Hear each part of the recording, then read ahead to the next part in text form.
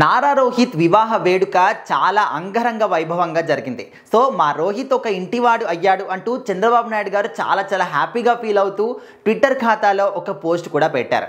నా సోదరుడు దివంగత నారా రామ్మూర్తి నాయుడు కుమారుడు నారా రోహిత్ ఆయన దివ్య ఆశీస్సులతోని ఈ యొక్క వివాహ వేడుక చాలా అంగరంగ వైభవంగా చేశాము. సో ఈ వివాహ వేడుక అనేది మా కుటుంబం మొత్తానికి కూడా ఒక పండుగ లాంటిది. మేమందరం కూడా చాలా సంతోషిస్తున్నాము. మా రోహిత్ ఒక ఇంటివాడు అవుతున్నాడు అయ్యాడు అని చెప్పేసి ఆయన మాత్రం చాలా హ్యాపీగా ఫీల్ అవుతూ ఒక పోస్ట్ మాత్రం పెట్టారు.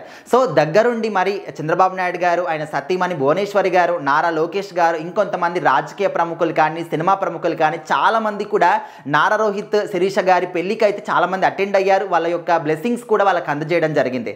సో మరి శిరీష గారు, నారా రోహిత్ గారు ఒక సినిమా చేస్తున్న తరుణంలోనే ఇద్దరు కూడా కలవడం, సో ఆ తర్వాత ఒక కలవడం అంటే ఆ పరిచయం కాస్త ఫ్రెండ్షిప్గా మారింది, ఆ ఫ్రెండ్షిప్ కాస్త ప్రేమగా మారింది. సో ఆ ప్రేమ కాస్త ఇరు కుటుంబాల్లో కూడా చెప్పుకొని ఒప్పించుకొని ఇప్పుడైతే వాళ్ళు పెళ్లి చేసుకున్నారు. సో చాలా మంది కూడా సినిమా ఇండస్ట్రీలో పరిచయమైన వాళ్ళు, ఒక సినిమాలో హీరో హీరోయిన్గా చేసిన వాళ్ళు కూడా ప్రేమించుకొని పెళ్లిళ్ళు కూడా చేసుకున్న సందర్భాలు ఉన్నాయి.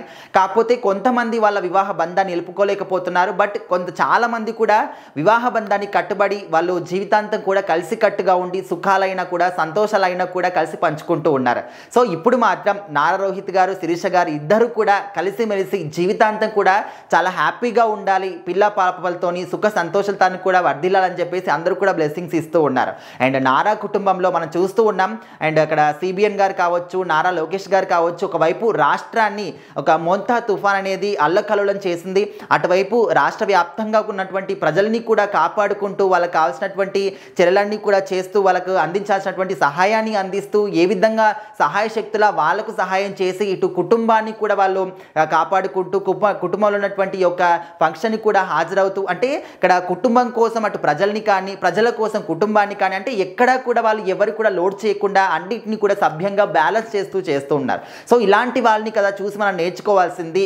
రాజకీయం ఏ విధంగా చేయాలి, కుటుంబాన్ని ఏ విధంగా చూసుకోవాలి అని చెప్పేసి అని చాలా మంది కూడా ఈ యొక్క విషయాల్ని షేర్ చేస్తూ ఉన్నారు.